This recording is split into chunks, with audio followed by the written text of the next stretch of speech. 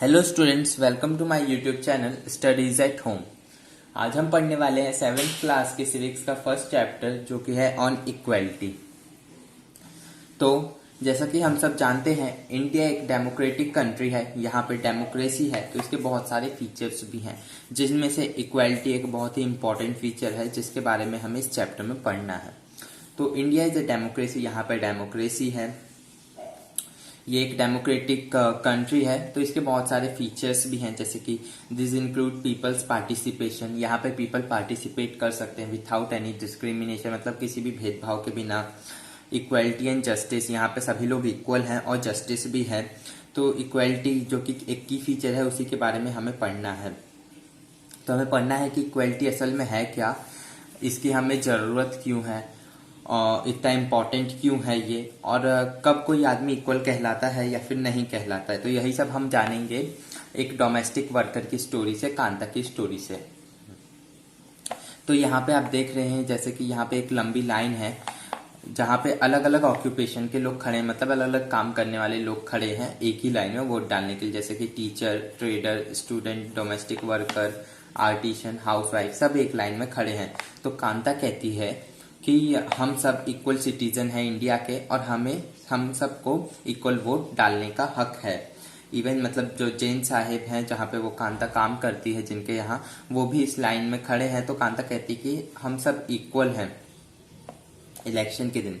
तो उसकी जो फ्रेंड है सूजा, वो कहती है हाँ। उसके बाद जब कांता का टर्न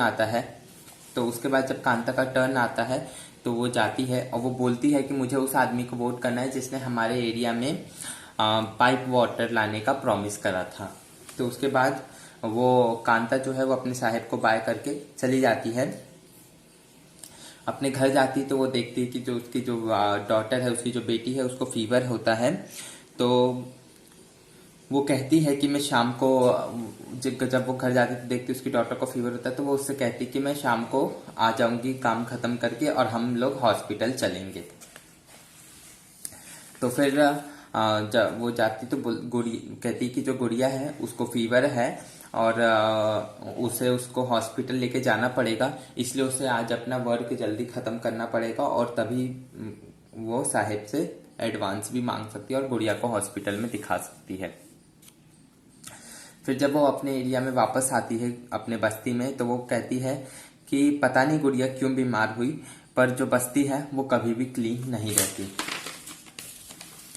तो जब वो काम करने जाती है तो उसकी मेम साहब बोलती है कि अच्छे से करो, कॉर्नर्स को भी प्रॉपरली करो। उसके बाद जब काम करने के बाद उसकी मेम साहब उसे एडवांस देती है और बोलती है कि इसे हैबिट मत बना लेना। तो फिर कांता कहती है नो मैडम। उसके बाद फिर कांता अपनी बेटी के साथ हॉस्पिटल जाती है और एक लंबे लाइन में खड़ी हो जाती है। तो वो सोचती है कि जिस तरह जैन मैडम थी और जैन साहेब थे, जो जैन मैडम और जैन साहेब थे, वो तो वोट डालने के लिए लाइन में खड़े थे, सब लोग लाइन में खड़े थे। पर जब उनके बच्चे बीमार होते होंगे तो उनको कभी ऐसा खड़े नहीं होना पड़ता होगा जैसे कांता लंबे लाइन में खड़ी थी। तो वो सोचती थी कि सही में इक्वालिटी है कि नहीं, और यहाँ पे एक क्वेश्चन उठता है कि सही में इक्वालिटी है या फिर नहीं है। Equal right to vote. India एक डेमोक्रेटिक कंट्री है, यहाँ पे सभी को और वोट करने का हक है, इक्वल राइट है। तो ये जो स्टोरी है वो कांता से बिगिन होती है कि वो वोट डालने के लिए खड़ी थी और अलग अलग टाइप के पीपल, अलग अलग ऑक्यूपेशन के पीपल भी खड़े थे, जैसे कि उसके एम्प्लॉय भी खड़े थे, अशोक जैन, और भी बहुत से लोग खड़े थे। तो यहाँ पे मतलब बताया कि जो डेमोक्रेटिक कंट्री जैसे कि इंडिया में सारे एडल्ट्स को, मतलब एडल्ट्स ऐसे मतलब 18 साल के ऊपर के लोगों को उनकी मतलब कास्ट का कोई मायने नहीं रखता, उनका रिलीजन, वो कितना पढ़े लिखे हैं, कास्ट कितने, कौन से कास्ट से बिलोंग करते हैं, वो अमीर है या फिर गरीब हैं, उन सबको वोट करने का हक है। ये सब कोई मायने नहीं रखता, उन सबको वोट करने का हक है। तो इसी को कहते हैं यूनिवर्सल एडल्ट फ्रेंचाइज। तो जो यूनिवर्सल एडल्ट फ्रेंचाइज का जो आइडिया है वो किस पे बेस है, इक्वालिटी पे बेस है, क्योंकि ये कहता है कि हर एडल्ट को, कंट्री के हर एडल्ट को वोट करने का अधिकार हो, चाहे वो अमीर हो या गरीब हो। और चाहे वो कोई भी कम्युनिटी से क्यों ना बिलोंग करता हो, उसको वोट करने का अधिकार है। तो जो कांता थी वो भी बहुत एक्साइटेड थी वोट करते टाइम और हैप्पी थी कि सभी लोग इक्वल हैं, एक दूसरे को सबको वोट करने का हक है और वन वोट सबको लिए है। तो पर जैसे जैसे दिन बीतते गए कांता इसमें लेस सर्टेन बन गई और वो सोचती थी कि जो इक्वालिटी है उसका रियली में क्या मतलब है, क्योंकि जो कांता थी वो मतलब अनश्योर थी जो ये सब हुआ था उसके वजह से। जैसे कि जो आगे जो उसकी स्टोरी दी है उससे पता चल जाएगा हमें। जैसे कि जो वो थी वो स्लम एरिया में रहती थी, उसके घर के पीछे ड्रेन था, मतलब नाला था। वो सोचती थी कि हाँ उसकी जो डॉटर है वो भी हो सकता है इसी की वजह से बीमार पड़ी हो, और जो जब वो बीमार थी तो वो अपना काम भी नहीं छोड़ सकती थी क्योंकि उसको पैसे की जरूरत थी ताकि वो उसे डॉक्टर को दिखा सके। तो जो उसका डोमेस्टिक हेल्प का काम था वो करने के बाद वो बहुत टायर हो गई और फिर अपना दिन कैसे खत्म करी, वो लॉन्ग लाइन में उसको खड़ा होना पड़ा गवर्नमेंट अस्पताल के सामने। तो वो क्या सोचती कि जैसे मॉर्निंग में सब लोग अलग अलग तरह के अमीर गरीब कोई भी लोग थे वो सब एक लाइन में खड़े थे, पर इस टाइम जो लोग जिस गवर्नमेंट हॉस्पिटल के सामने जितने भी लोग खड़े हैं लाइन में वो सब अधिकतर गरीब ही हैं। तो वो सोचती है सही में इक्वालिटी है कि नहीं है, इसी पे वो यही सोचती है। अदर काइंड्स ऑफ इक्वालिटी, तो जैसे कांता कांता जो है वो भी, कांता जैसे भी बहुत सारे लोग हैं जिनको इनइक्वालिटी होती, मतलब उनको समान अधिकार नहीं दिए जाते हैं, जिनके पास वोट करने का हक तो है और वो मतलब डेली लिविंग वोट करने का अधिकार है और वो इक्वल भी हैं, पर जो मतलब उनके रहने का तरीका और वर्किंग कंडीशन है वो मतलब बहुत दूर है, उसको हम इक्वल नहीं कह सकते। वो मतलब गरीब के अलावा वो लोग जो इंडिया के जो लोग हैं वो अलग अलग तरीके से इनइक्वालिटीज को मतलब में सफ़र करते हैं। तो जैसे कि हमने अभी ये रियल इंसिडेंट्स पे स्टोरी पढ़ी थी कांता के बारे में, उससे हमें पता चलता है कि अलग अलग टाइप के इनइक्वालिटी है इंडिया में।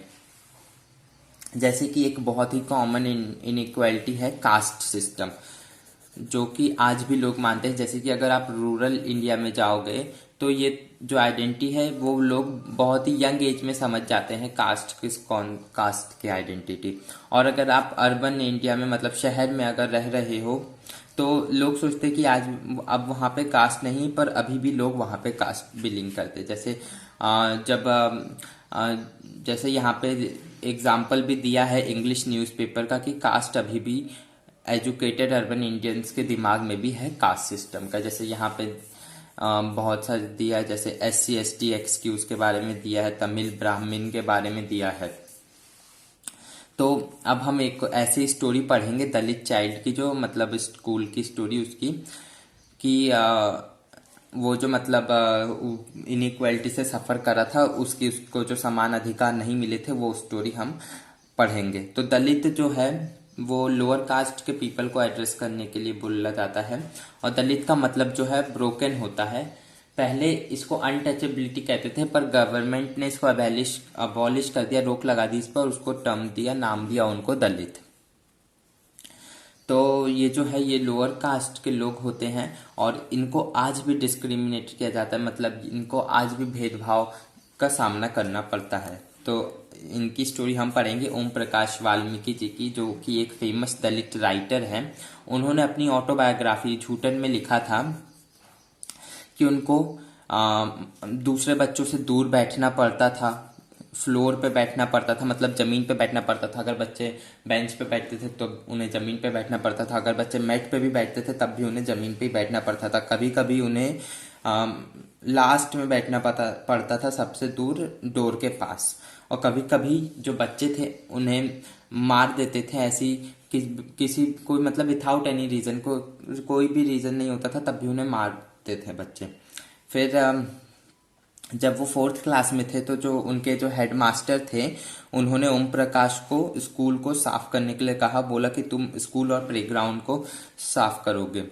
तो जो जो प्लेग्राउंड था वो बहुत ही बड़ा था और उनके मतलब फिजिकी के हिसाब से वो उस टाइम बहुत छोटे बच्चे थे, 4th क्लास के बच्चे तो बहुत छोटे होते हैं, तभी उन्हें पूरे स्कूल को साफ करने के लिए बोला।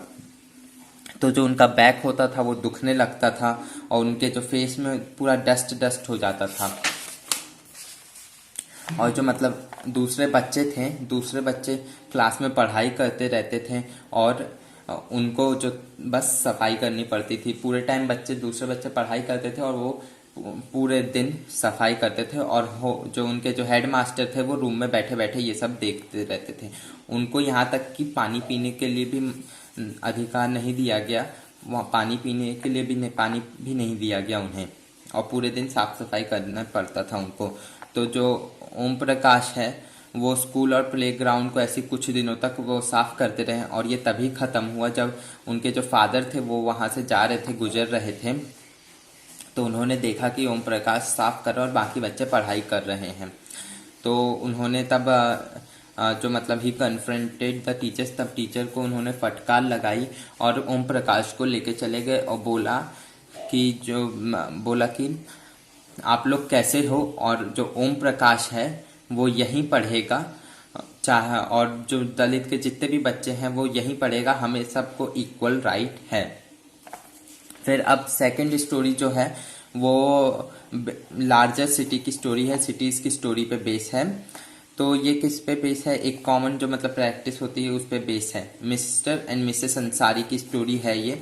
मतलब इनको सिटी में रेंट पर अपार्टमेंट चाहिए था, इनके पास मनी भी थी और ये मतलब पे भी कर सकते थे, कोई प्रॉब्लम नहीं थी। तो ये एक प्रॉपर्टी डीलर के पास गए मदद के लिए और डीलर को उन्होंने बताया कि मतलब इनको कुछ रेंट पे चाहिए। तो डीलर ने उनको कुछ अपार्टमेंट बताया कि खाली है, तो वो लोग वहाँ पे विजिट करने गए। वहाँ पे गए तो अंसारी को एक अपार्टमेंट पसंद आ गया। तो वहाँ की जो लैंड लेडी है उन्होंने उनका नाम पूछा। तो जब उन्हें उस लैंड लेडी को उसका नाम पता चला तो उन्होंने एक मतलब एक्सक्यूज बहाना बना के बोला कि वो उन्हें हाउस नहीं दे सकती, क्योंकि जो भी मीट खाता है, इस बिल्डिंग में कोई भी आदमी मीट खाने वाला नहीं रहता, इसलिए वो उनको हाउस नहीं दे सकती थी। यहाँ पे सब नॉन वेजिटेरियन है।